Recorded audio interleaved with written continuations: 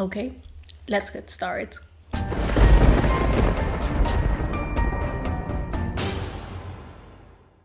Hey horror freaks, welcome back to my channel. My name is Amanda. If this is the first time here, don't forget to subscribe and hit the bell icon so you can get notification every single time that I post a video, and I post every single week. As you can see from the title, today's video is going to be my full review with spoilers of the 7th episode of American Horror Story Season 2, Necro. And just like the name says, yes, it's about necrophilia. Now, as always, all my reviews are with spoilers. If you don't want them, just to see if this was worth it or not, on the description box down below, there you're going to find my spoiler-free review, because I like to give you guys the two options. So given a little talk and disclaimer ahead, let's get into the video. Now, this episode follows a young mortician that discovers the living are more terrifying than the dead. This was a really messed up and bizarre episode, to say the least. I mean, the theme itself is necrophilia, so of course that's messed up already. But I enjoyed this episode more than I thought, and I actually like it, this one.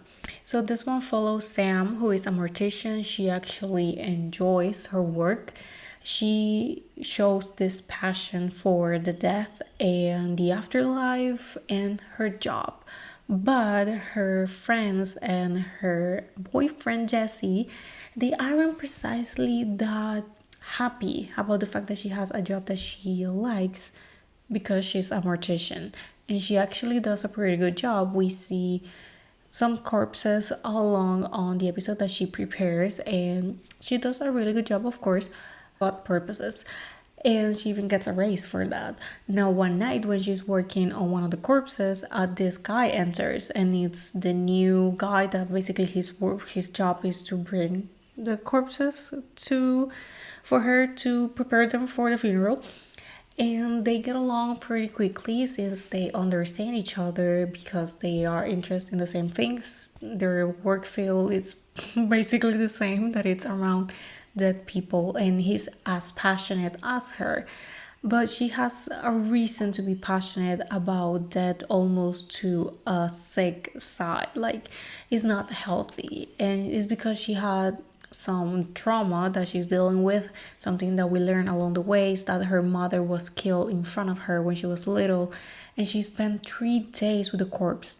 So of course that kind of developed trauma and also kind of interest, and she even describes it as love for the dead. Now, of course, since she's meeting this guy that she's getting along so well in comparison to her boyfriend, that they don't look like a good couple, like not in a toxic way, but they don't fit each other.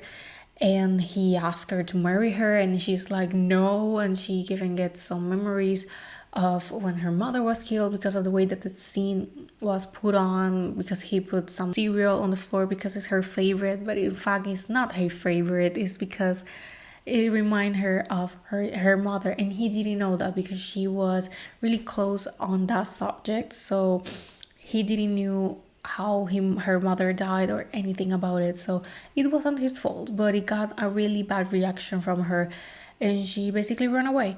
And she gets back to work, and the guy appears dead, and she's really sad. And this scene was shown on the trailer, so we know what she's going to do, that it's basically getting top of him and doing something that it's honestly so questionable.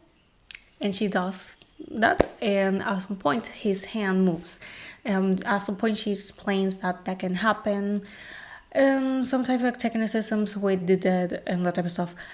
But his arm moves, but for her it's like not like something like a shocking thing, but it's kind of like a wake-up call, like what the hell I am doing. So she gets out, she starts crying, she's upset, of course, because she's dealing with her internal thoughts of what she did. And he's alive. It was all a prank or a trick from him to show her that they were meant to be together, and her like deep desires that it's basically being like that with dead bodies. And I was like, what? I thought that he was a ghost. Like, I thought that he was going to be actually dead, and that she was just having hallucinations of him and keeping the body. And there's even at some point that we see him on a grave on the trailer, and I thought that she was going to be that crazy. But the episode took a twist and actually went to a different direction on the plot, which I actually like it. Because of this, she quits the job and she gets to work like a Sephora or a makeup store, and she's now actually engaged. She's planning the wedding. She looks completely different, like she's dressing differently, and her boyfriend is so happy and everyone is so happy around her except from her, and the guy keeps following her. The wedding comes and he plays the video of her in top of him doing, of course, what we know they did. Of course, everyone thinks like that's a dead body, but of course she's like, no, he's alive. But that doesn't change the fact that she cheated.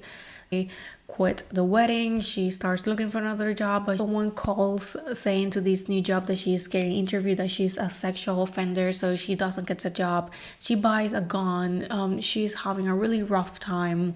Basically, the episode ends with them meeting again. She shoots him. She pushes him to a grave. She starts dirt that you're supposed to put on the grave. She starts like the truck, and the dirt is throwing on the hole, and the guy is there, and she's there. She gets with him while all the dirt is like on top of her, and they basically get buried alive or while doing it. Like she gets her underwear out and they start doing it, and that's how the episode ends. Bizarre. Yeah, I know. Very American Horror Story. Yeah, so I am not surprised. Like I said, I really enjoyed this episode. I really liked the fact that it took a different turn for what could be expected. So points for that. I really enjoyed.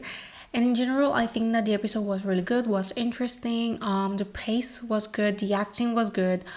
I think that this could be after Doll's House, that is the first episode, that is my favorite by far.